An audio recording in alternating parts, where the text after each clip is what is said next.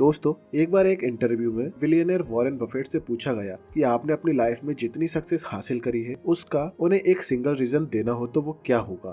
तब Warren Buffett ने reply में कहा कि वो एक रीजन है फोकस। वॉरेन बफेट के साइड में बैठे बिल गेट्स ने भी इस बात से एग्री करते हुए हाँ में सिर हिलाया। लेकिन अगर आपको फोकस को मेंटेन करने में प्रॉब्लम होती है, आपको अपनी ब्रेन की पावर बढ़ानी हो या आपको सीखा हुआ याद नहीं रहता, तो डोंट वरी, क्योंकि इस वीडियो में हम आपसे साइंटिफिकली प्रूवन ऐसे 7 ब्रेन रूल बताने वाले हैं जिससे आपके ब्रेन की पावर 2 गुना बढ़ जाएगी। तो देरी ना करते हुए वीडियो को शुरू करते हैं। Number 1, pointing and calling.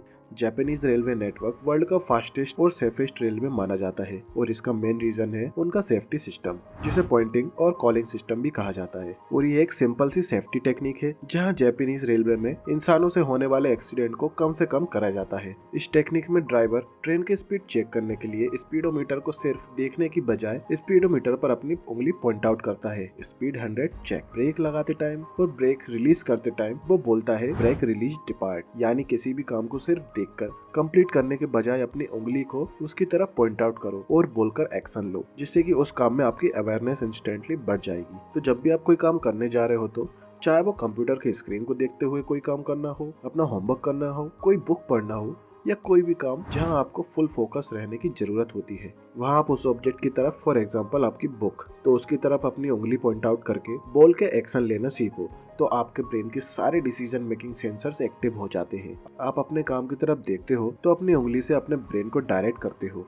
आप उस काम को बोलते हो और जो आप बोलते हो वो आप सुनते हो, जिससे आपका ब्रेन बिना डिस्ट्रैक्ट हुए उस चीज पर फुल फोकस करने लगता है। Number 2, break the pattern of your brain and daily routine. एक सही रूटीन आपको प्रोडक्टिव रहने में काफी मदद कर सकता है, लेकिन एक गलत रूटीन आपके ब्रेन के फंक्शंस को खराब भी कर सकता है। अगर आपको फोकस और कंसंट्रेशन मेंटेन करने में प्रॉब्लम हो रही है, तो इसका मेन रीजन है कि आप एक गलत रूटीन को फॉलो कर रहे हो, जिसे अपने इंपॉर्टेंट काम को छोड़कर फोन यूज करना, अपने कामों को बाद में टालते जाना, बीच बीच में डिस्ट्रैक्ट होकर कुछ और काम करना। ये सारा एक अनप्रोडक्टिव रूटीन है जिसे आपने जाने अनजाने में क्रिएट कर दिया है, जिससे कि आपका ब्रेन एक ऑटो पायलट मोड पर चला गया है और वो बिना सोचे समझे इस रूटीन को फॉलो करते जा रहा है।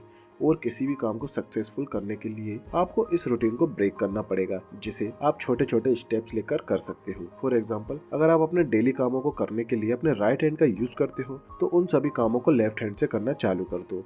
ऐसा सिर्फ इसलिए करना है ताकि आप अपने ब्रेन को एक अनवांटेड शॉक दे सको और उसके सेम पैटर्न और ऑटो पायलट मोड को ब्रेक कर सको, जिससे आपका ब्रेन अपने डेली कामों को पूरा ध्यान लगाकर करेगा, जो आपके ब्रेन को चैलेंज करके आपके ब्रेन पावर को बढ़ाएगा। नंबर 3, इचिगो जमाई। इचिगो जमाई एक जापानीज टर्म है जिसका मतलब होता है प्रैक्टिस ऑफ फुल कंसंट्रेशन। ये प्रिंसिपल बहुत सिंपल है, जहां आपको अपने माइंड को एक सिंगल टास्क पर फुली फोकस रहने के लिए ट्रेन करना पड़ता है। और ये प्रैक्टिस सिर्फ प्रोडक्टिव कामों के लिए नहीं है, बल्कि आपको इसे आपकी पूरी लाइफ में इम्प्लीमेंट करना है। अपने हर छोटे मोटे टास्क को एक एक करके कंप्लीट करो, क्योंकि आज के टाइम में हम जाने अनजाने में अपने माइंड को मल्टीटास्किंग के लिए ट्रेन कर रहे हैं, जहां हम कई सारे काम एक साथ कर रहे होते हैं, जैसे खाना खाते टाइम टीवी देखते हैं, पढ़ाई करते टाइम अपने फ्रेंड से बात कर रहे होते हैं और सोने से पहले अपना मोबाइल यूज करते हैं, एक्सेट्रा। और हमारे ब्रेन की इस मल्टीटास्किंग हैबिट से हमारे सिंगल कामों पर फोकस रहना बहुत मुश्किल हो जाता है। इसलिए इस जापानीज प्रिंसिपल के अकॉर्डिंग, अगर आप खाना खा रहे हो तो अपना सारा ध्यान उस खाने पर लगाओ, पानी पी रहे हो तो अच्छे से बैठकर पानी पियो। ऐसे हर छोटे मोटे कामों को कॉन्शियसली करो, जिससे एक सिंगल टास्क पर फोकस रहने के लिए आपका ब्रेन ट्रेन होने लगेगा, यानी सिर्फ एक टाइम पर सिर्फ एक काम। Number 4, spacing effect. साइंस के अकॉर्डिंग जब हम कोई नई मेमोरी क्रिएट करते हैं तो वो टाइम के साथ हमारे ब्रेन से गायब होने लगती है। इसलिए आपने लास्ट ईयर सेम दिन पर क्या क्या करा था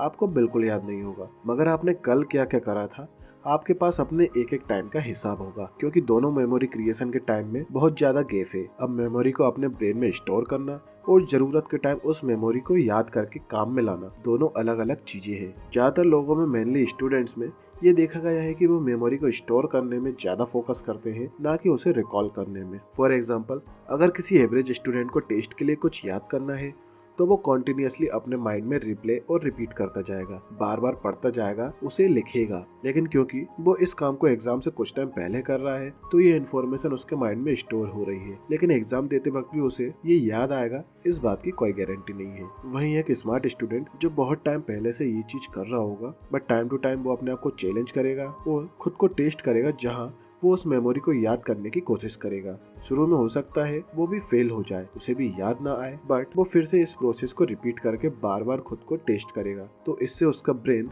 इस बात के लिए ट्रेंड हो जाएगा कि इसे कब किस इन्फॉर्मेशन को याद करके उसे यूज करना है। यहाँ आप सिर्फ इन्फॉर्मेशन को याद करके अपने ब्रेन में डाल नहीं रहे, बल्कि एग्जाम टाइम पर उस इन्फॉर्मेशन को कैसे यूज करना है ये भी प्रैक्टिस कर रहे हो। Number 5, two list method. Warren Buffett अपने काम में अच्छे से प्रैक्टिस और फोकस करने में हेल्प करने के लिए एक सिंपल 3 स्टेप प्रोडक्टिव स्ट्रेटेजी का यूज करते हैं, जिसे वो टू लिस्ट मेथड बोलते हैं। स्टेप 1, अपने लाइफ के टॉप 25 गोल्स को लिखो जिन्हें आप अपनी लाइफ टाइम में अचीव करना चाहते हो। स्टेप 2, बफेट कहते हैं कि सारे गोल्स को अच्छे से रिव्यू करो और इनमें से टॉप 5 गोल को सर्कल करो जो आपके लिए सबसे इम्पोर्टेंट है। स्टेप 3, अब इन 5 गोल्स को एक अलग पेपर पर लिखो और बाकी के 20 गोल्स को एक अलग पेपर पर, और इसके बाद अपने उस 20 गोल वाली लिस्ट को फाड़कर फेंक दो। क्योंकि जैसा कि बफेट कहते हैं, एक लिस्ट है मोस्ट इम्पोर्टेंट गोल की लिस्ट और दूसरी है avoid at all cost list. क्योंकि चाहे जो भी हो जाए, जब तक आप अपने इन 5 गोल्स को अचीव नहीं कर लेते, आपको किसी और चीज पर बिल्कुल भी ध्यान नहीं देना है। ऐसा करने से आपका ब्रेन लेजर शार्प फोकस करने लगता है, क्योंकि तब ये सिर्फ उन चीजों पर काम करता है जो चीज आपके लिए सच में इम्पोर्टेंट है, ना ही उन चीजों पे जो आपको लगती है कि शायद आपके लिए इम्पोर्टेंट है। Number 6, focus on the process not the event. ज्यादातर लोग सक्सेस को एक इवेंट की तरह देखते हैं जिसे वो एक दिन अचीव कर लेंगे और उनका गोल कंप्लीट हो जाएगा। जैसे फॉर एग्जांपल, लोग हेल्थ को एक इवेंट की तरह देखते हैं। अगर मैं बस 10 किलो वेट लूज कर लूं तो मैं शेप में आ जाऊंगा। या जो लोग बिजनेस करना स्टार्ट करते हैं, उनकी सक्सेस की डेफिनेशन होती है, अगर मेरी कंपनी फॉर्च्यून 500 में फीचर हो जाए तो मैं सक्सेसफुल हो जाऊंगा। बट अगर आप उन लोगों को देखोगे जो बहुत इंटेंसली किसी भी काम पर फोकस कर रहे होते हैं, तो आप नोटिस करोगे कि वो काम करते टाइम रिजल्ट की चिंता नहीं करते या रिजल्ट के बारे में नहीं सोचते। वो उस रिजल्ट को अचीव करने की प्रोसेस के साथ कमिटेड रहते हैं। क्योंकि दोस्तों देखो, रिजल्ट तो आपका फ्यूचर है और आप चाहे कुछ भी कर लो, आप अपने फ्यूचर को बस प्रेडिक्ट कर सकते हो। इसलिए जो आपके हाथ में है वो है आपका प्रेजेंट। तो जब आप अपना फुल फोकस अपने प्रेजेंट कामों पर डालते हो, तो आपका फ्यूचर अपने आप क्रिएट होने लगता है। और आप आज इस टास्क को कितने अच्छे से कंप्लीट करते हो, वो डिसाइड करेगा कि फ्यूचर में इस काम का क्या इम्पैक्ट पड़ेगा। इसलिए हाईली फोकस्ड लोग अपनी डेली कमिटमेंट से प्यार करते हैं, ना कि किसी इंडिविजुअल इवेंट से। Number 7, tell yourself a story.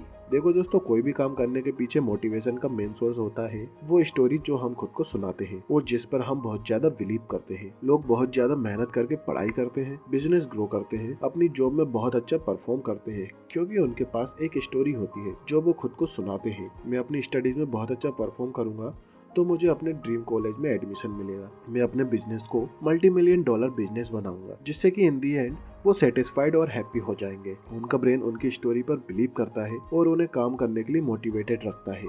इसलिए खुद को एक अच्छी स्टोरी सुनाओ और अपने फ्यूचर के लिए एक्साइटेड रहो और आप ऑटोमेटिकली अपने काम पर फोकस करने लगोगे। तो दोस्तों, अगर आपको ये वीडियो पसंद आई तो वीडियो के लाइक एंड सब्सक्राइब बटन पर क्लिक करके इस चैनल को ग्रो करने में सपोर्ट करो और बेल आइकन को दबा लीजिए ताकि आने वाली वीडियो आप मिस ना करो। Thank you for watching.